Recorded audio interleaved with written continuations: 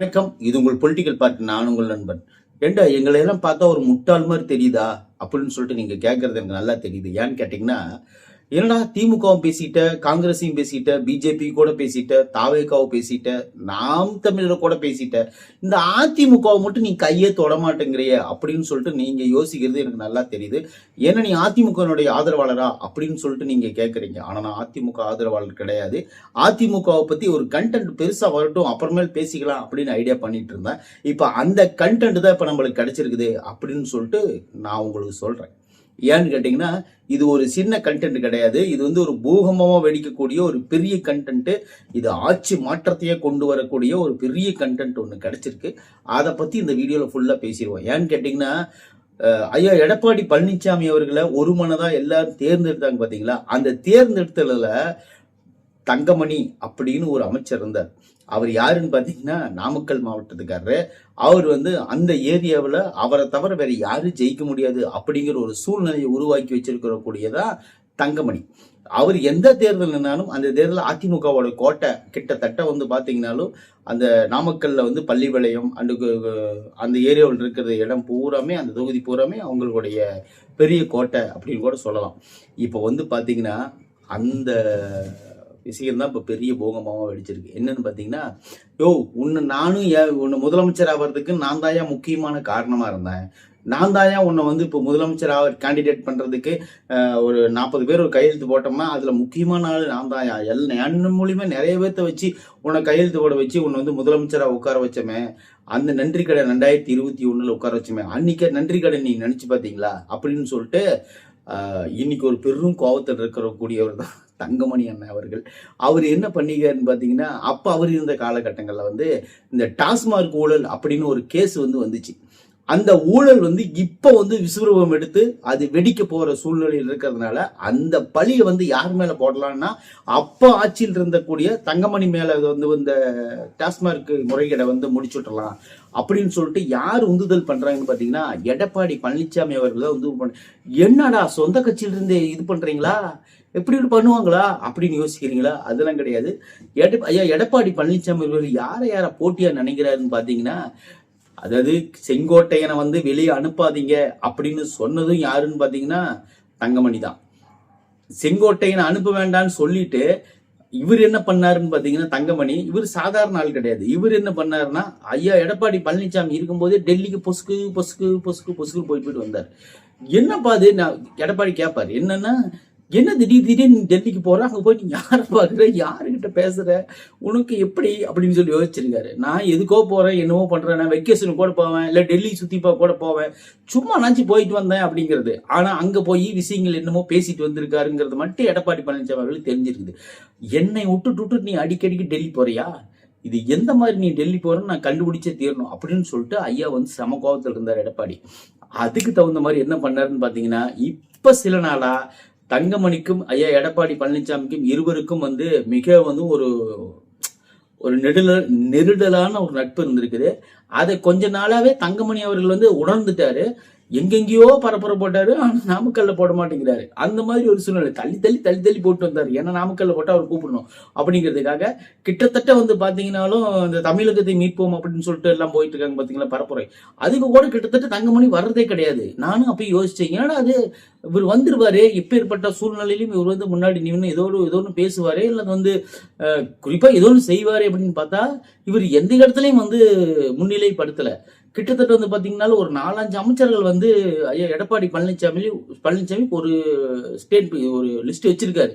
அது என்னென்ன லிஸ்ட் வச்சு பாத்தீங்கன்னா, அதாவது வந்து KC Veeramani, C Vijayabaskar, SP Velumani அப்படின்னு சொல்லிட்டு KP முனிசாமி அப்படின்னு சொல்லிட்டு இவங்களை எல்லாத்தையும் வந்து அவர் ஓரங்கட்டியே வச்சிட்டு இருக்காரு. ஆனா செங்கோட்டையனை வந்து வெளியே விடக்கூடாதுன்னு சொன்னது யாருன்னு பாத்தீங்கன்னா, அவர் வந்து நம்மளுக்கு மூத்த சீனியர், அவர் நம்ம வெளியே விடக்கூடாது, வெளியே விட்டோம்னா நம்மளுக்கு தான் ஆபத்து அப்படிங்கறத ஒரு டாட் யார் வச்சிருக்காருன்னு பாத்தீங்கன்னா தங்கமணி தான் வச்சிருந்தாரு, செங்கோட்டையனை வெளியே விடக்கூடாதுன்னு. ஆனா ஒரு விஷயம் தெரியுமா, செங்கோட்டையனை மட்டும் இல்ல இவங்களுக்கு எல்லாத்தையும் வெளியேற்றலாம், எப்படி ஏற்றலாம் அப்படிங்கிற ஐடியாவில் இருக்கக்கூடியவர் தான் தலைவர் எடப்பாடி பழனிசாமி.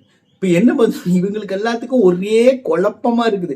எப்ப எங்களுக்கு எல்லாம் சீட்டுக்குன்னு கொடுப்பியா, இல்லை ஏதாவது இல்லையா, நாம் பாட்டுக்கு நான் ரெட்டலை வாழ்க அண்ணா நாமும் வாழ்கன்ட்டு இருக்கிறேன், அம்மா ஜெயலலிதா வாழ்கன்ட்டு இருக்கிறேன், எங்களுக்கு ஏதாவது சீட்டுக்கிட்டு கிடைக்குமா, இல்லை ஏதாவது இப்படியே வந்து பேசிக்கிட்டே வேற யாராச்சும் கொடுத்துருவியா, உண்மை சொல்லு அப்படின்னு சொல்லிட்டு இவங்க கேட்டாலும் அங்க பதிலும் வராது. ஏன்னு கேட்டீங்கன்னா இவரால் முடிவெடுக்க முடிஞ்சாதானே அவர் சொல்லுவாரு. ஏப்பா இப்ப சட்டிகளுக்கு இருந்தா தானே ஆப்பையில வரும் அப்படிங்கிற ஒரு பழமொழி இருக்குல்ல. அதனால ஐயா எடப்பாடி பழனிசாமியே எல்லா முடிவும் அங்க எடுத்துட முடியாது. ஏன்னு கேட்டீங்கன்னா அதுக்கு மேல பிஜேபி இருக்கு. பிஜேபி கிட்ட சம்பந்தம் ஃபர்ஸ்ட் வாங்கணும். ஏன் இப்போ தொகுதிகளே இன்னும் பிரிக்காம இருக்குன்னு மற்ற கட்சிகளுக்கெல்லாம் கோவம். இப்ப என்னன்னு பாத்தீங்கன்னா ஐயா ஜி.கே. வாசன் ஆகட்டும், அந்த பக்கம் இருக்கக்கூடிய மீதி கட்சிகள் ஆகட்டும், பாமக ஆகட்டும், எல்லா இடத்துக்கும் ஒரே குழப்பமா இருக்குது. என்ன பழனிசாமி ஐயா ஏதோ கட்சிகள் தொகுதிகளுக்குன்னு பிரிப்பீங்களா, இல்லை இப்படியே வச்சுக்கிட்டு இருந்துட்டு கடைசி நேரத்துல தேர்தலுக்கு முந்தா நாள் தொகுதியில் பிரிச்சு கொடுத்து நாங்க எந்தெந்த தொகுதியில் போய் நிற்போம், யார்கிட்ட போய் ஓட்டு கேட்போம், இப்ப டக்கு டக்குன்னு சொன்னாதானே. பாருங்க திமுகவெல்லாம் அப்படியே தொகுதி பங்கீட்டுல வந்து காங்கிரஸ் வெளியே போடா அப்படின்னு சொல்ல முடியாத அளவுக்கு சொல்லி அவங்க நாங்க போக மாட்டோம், நீங்க அங்கேயே தான் இருப்போம்னு சொல்லிட்டு அவங்களும் வந்து கெஞ்சி மறுபடி வீட்டுக்குள்ள சேர்த்துக்கிட்டாங்க. அங்க கிட்டத்தட்ட அங்கெல்லாம் சுமூகமா முடிஞ்சிருச்சு. இப்ப வந்து பாத்தீங்கன்னா திமுகனுடைய தொகுதி சீட்டை மட்டும் எடுத்து கொடுத்தா வேலை முடிஞ்சு போச்சு. அவங்கவுங்க வேலை பார்க்கறதுக்கு அப்படியே வில்லுல புறப்பட்ட அம்பு மாதிரி ரெடியா இருக்கிறாங்க. ஐயா நாம இன்னும் தொகுதியே பிரிக்கலையா, ஏதாவது தொகுதி பிரிச்சு கொடுங்க ஐயா, அதுக்கப்புறம் ஆளுங்களை யார் நிறுத்துறதுன்னு சொல்லுங்க ஐயா. அவங்க பாருங்க ஊழல் பட்டியல் இருக்கிறவங்க எல்லாம் ஒருத்தனை கூட சீட்டில்னு சொல்லிட்டு அப்படி வேற லெவல்ல போயிட்டு இருக்காங்க ஐயா. நாம இன்னும் கிணத்துக்கு தவளை மாதிரியே இவத்தாலேயே குதிச்சிட்டு இருந்தா எப்படிங்க ஐயா அப்படின்னு சொல்லிட்டு அவங்களுக்குள்ளேயே ஒரு போட்டி போட்டு கேட்டுக்கிட்டு இருக்காங்க. ஐயா எடப்பாடி பழனிசாமி இன்னும் வச்சுக்கிட்டா வஞ்சனம் பண்றாரு. அவர் என்ன வேணும்னா வஞ்சனம் பண்ணி பேசிட்டு இருக்காரு. ஏன்னா வேணும்னா நான் சீட்ல சோப்புல வச்சுக்கிட்டே தெரியுறேன், நான் டக்குன்னு இந்தாப்பா இந்த புடி உனக்கு ஒரு சீட்டு, இந்த உனக்கு ஒரு சீட்டு, உனக்கு ஒரு சீட்டுன்னு எடுத்து கொடுக்கறதுக்கு நானே மேலிடத்துல கேட்கணுமையா, அவங்க எதுவும் நான் வீடியோ சொன்னாதானையா நான் வந்து உங்க சொல்ல முடியும். இப்ப நானே முடிவெடுக்க முடியாது. நான் என்னால முடிவெடுக்கிறதுக்கு திறமை இருந்தா கூட நான் போய் பேசணும், அவங்க கிட்ட பேசி என்னங்க நிஜமா இந்த மாதிரி இவங்களாம் சீட்டு கேட்கறாங்களா, கொடுக்கலாமா வேண்டாமா, இல்ல இவங்களுக்கெல்லாம் கொடுத்தா ஜெயிப்பாங்களா அப்படின்னு சொல்லிட்டு கேட்கணும்ல. ஆனா அந்த முடிவு வந்து வேறவங்க தான் எடுக்கணும். அது வந்து யாருன்னு பாத்தீங்கன்னா உங்களுக்கே தெரியும், பிஜேபியில் இருக்கக்கூடிய முக்கியமான பியூஷ் கோயல் நினைக்கிறேன் அவரு, அப்புறம் அதுக்கப்புறம் மேல இருக்கிற அமித்ஷா, அப்புறம் வந்து மோடி, அப்புறம் வந்து பாத்தீங்கன்னா அந்த ஏரியாவில் இருக்கிற எல்லாரும் வந்து கிட்டத்தட்ட வந்து பாத்தீங்கன்னா அவங்களோட சம்மதத்தெல்லாம் வாங்கினதுக்கு அப்புறம் தான் இப்ப அடுத்த கட்ட நகருக்கே நகர முடியும் அப்படிங்கிற ஒரு சூழ்நிலை இருக்கு. ஆனா அதுக்குள்ள தங்கமணி அவர்கள் என்ன பண்றாருன்னு பாத்தீங்கன்னா, நான் செத்தாலும் பொழைச்சாலும் அதிமுக விட்டு போக மாட்டேன், நான் அதிமுக தான் இருப்பேன். ஆனா அதிமுக இருக்கும்போதே எடப்பாடி பழனிசாமி எனக்கு ஒரு துரோகம் பண்றாரு. ஏன்னு பாத்தீங்கன்னா என்னை வச்சுக்கிட்டே வெப்பட செல்வராஜ் அப்படின்னு ஒருத்தர் அரசியல் வச்சிருக்காரு, அவர்கிட்ட போய் சுமூகமான உறவல் இருக்கிறாரு. இப்ப என்னாச்சுன்னு பாத்தீங்கன்னா அவருக்கு எனக்கு சண்டையை மூட்டுவிட்டு குளிர்காயெல்லாம் ஐடியா பண்ணிட்டு இருக்காரு அப்படிங்கிற ஒரு வார்த்தையும் அவர் பதிவு பண்றாரு. அப்புறம் வந்து பாத்தீங்கன்னா யார் வந்து துரோகின்னு சொல்லிட்டு உங்க மனசு தமிழக மக்களுக்கே தெரியும் அப்படிங்கிற மாதிரி சொல்றாருன்னா, ஆக மொத்தம் இவங்க எல்லாம் கூட்டா சேர்ந்துக்கிட்டு தான் ஒரு விஷயத்த வேணும்னே தான் பண்ணிருக்காங்க அப்படிங்கிறது மட்டும் மக்களுக்கு நல்லா தெரிஞ்சுக்கலாம். ஏன்னு பாத்தீங்கன்னா இப்ப எந்த இடத்துலயுமே வந்து திமுக வந்து டார்கெட் பண்ணிட்டு அதிமுக போயிருச்சு அப்படின்னு நம்ம சொல்ல முடியாது. ஏன்னு கேட்டீங்கன்னா இப்பவும் தேர்தலில் நம்பர் 1 யாருன்னு பாத்தீங்கன்னா திமுக தான் இருக்குது. திமுக தான் நம்பர் 1 இருக்குது. ஆனா நம்பர் 2 வந்து அதிமுக இருக்குது. அது நம்பர் 1 வர்றதுக்கு இவங்களோட வேகம் தான் மிகவும் பலவீனமா இருக்கு. இவங்க வேகமே இல்ல. கிட்டத்தட்ட வந்து பாத்தீங்கன்னாலும் முந்தானத்து வரலும் கூட இந்த அறிக்கைக்காத முன்னாடி கூட வந்து பாத்தீங்கன்னா தாவேக்காவால ரொம்ப என்னப்பா இது படுத்தே விட்டான ஐயா அப்படிங்கிற மாதிரி கிட்டத்தட்ட முடிச்சுட்டிங் போங் அப்படிங்கிற மாதிரி ஆகி போயிடுச்சு தாவேக்கா நிலைமை. இப்ப தேர்தல் அறிக்கை சொன்னோன்னே கொஞ்சம் முழிப்பு வந்து எல்லாம் மக்கள் முழிச்சு பாக்குறாங்க. அந்த மாதிரி ஏதாவது ஒண்ணு பண்ணுங்க ஐயா. தேர்தல் அறிக்கை பட்டன்னு படிச்சீங்க, எல்லாத்துக்கும் இலவசம், மாசம் 2000 10,000 அது இதுன்னு சொல்லி போட்டு உருட்டி ஓரளவுக்கு மக்களை கேதர் பண்ணி வைக்கும் போது இருக்கிற முன்னாள் அமைச்சர்கள் எல்லாருமே இப்படி ஜகா வாங்கும் போது அந்த மனுஷன் என்னதான் பண்ணுவாரு சொல்லுங்க பார்க்கலாம். ஏதாவது ஒரு சூழ்நிலையில வந்து அவரை வந்து நீங்க கூலிங் பண்ணிக்கிட்டே இருங்க. எப்படி எடப்பாடி ஐயா பழனிசாமி சாரி ஐயா முதல்வர் அவர்கள் வந்து எதை செஞ்சாலும் சரி பின்னாடி இருந்துகிட்டு ஒரு 10 பேர் வந்து ஆஹா அந்த இதெல்லாம் பார்க்கும்போது இந்த புலிகேசி படத்துல வடிவேல் என்னதான் தப்பு செஞ்சாங்க கூட பின்னாடி இருக்கிறவங்க 12 பேர் பட்டம் கொடுத்துக்கிட்டே இருப்பாங்க. இன்று முதல் உங்களுக்கு சர்வ் பட்டத்தை கொடுக்குறோமா, இன்று முதல் நீங்கள் வெள்ளைக்கொடி வேந்தன் பட்டத்தை கொடுக்கணுமா, அந்த மாதிரி ஏதாவது ஒரு பட்டத்தை கொடுத்துக்கிட்டே இருக்காங்களா பின்னாடி இருந்து. அந்த மாதிரியாவது ஒரு 4 பேர்த்த ஜால்ரா அடிக்கிறதுக்கு வச்சுக்கிட்டு இருந்தா கூட மக்கள் வந்து பரபரப்பா பேசப்பட்டுட்டே இருப்பாங்க. இங்க பின்னாடி இருக்கிற அமைச்சர்களே எடப்பாடி பழனிசாமி கூலி வெட்டுறாங்க அப்படிங்கும் போது தான் வந்து என்ன சொல்றது, அடுத்த கட்ட நடவடிக்கை என்ன பேசுறது அப்படின்னு சொல்லிட்டு நம்மளுக்கே பயமா இருக்குது. ஏன்னு கேட்டீங்கன்னா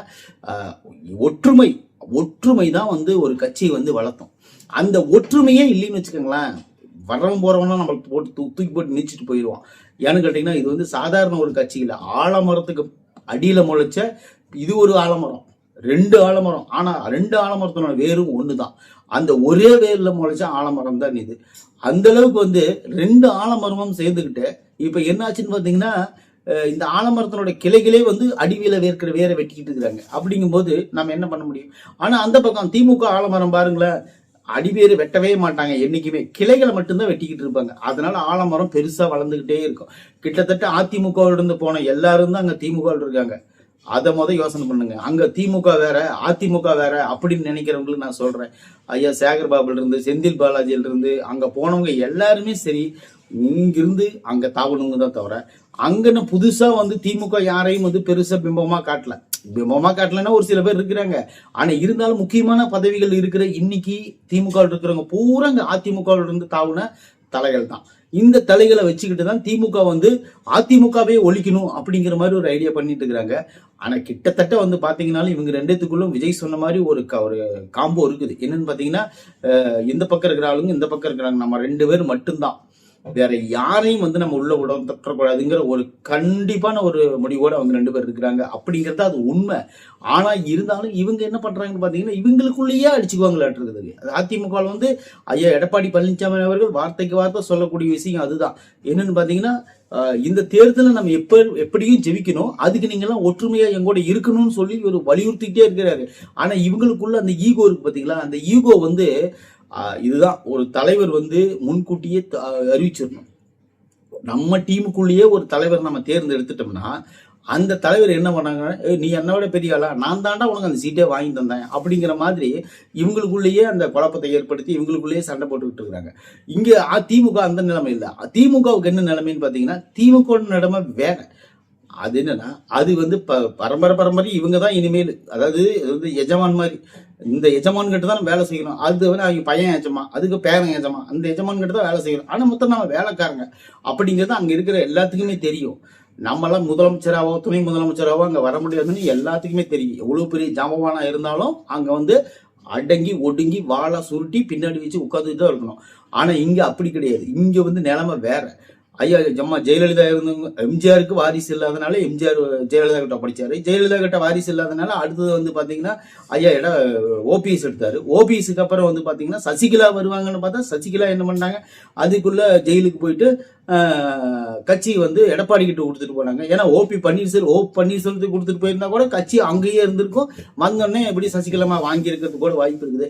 ஐயா எடப்பாடி கிட்ட கொடுத்துட்டு போனாங்க பாத்தீங்களா, அங்கதான் வச்சாங்க அவங்களுக்கு வந்து ட்விஸ்டே வந்த உடனே. அப்புறம் வந்து பார்த்து எடப்பாடி பழனிசாமி அவர்கள் நான் நிரந்தர பொதுச் செயலாளராக இருந்திருப்பா, என்னை தாண்டி வேற யார் நல்லவன் இருக்கிறான் அந்த உலகத்துல அப்படிங்கிற மாதிரி அவர் என்ன பண்ணாருன்னா அவர் வச்சு செஞ்சு விட்டாரு. அப்புறம் அதே தான் இப்ப தொடருது. அதாவது முற்பகல் செய்யும் பிற்பகல் விளையும் அப்படின்னு சொல்றாங்க பாத்தீங்களா. இப்ப அதுதான் வந்து விளைஞ்சிக்கிட்டு இருக்குது. கிட்டத்தட்ட வந்து பாத்தீங்கன்னா 2031 தேர்தலில் வந்து இதுல முதலமைச்சர் மாறுறது கூட வாய்ப்பு இருக்குது அதிமுக அப்படின்னு சொல்லிட்டு அங்க இருக்கிற அரசியல் வட்டாரங்களே பேசிட்டு இருக்காங்க. அப்படிங்கிறதா நிதர்சனமான உண்மை. அதைத்தான் இந்த வீடியோ ஃபுல்லா நான் சொல்ல வந்தேன், வேற ஒண்ணுமும் கிடையாது. நீங்க யோசிக்காதீங்க.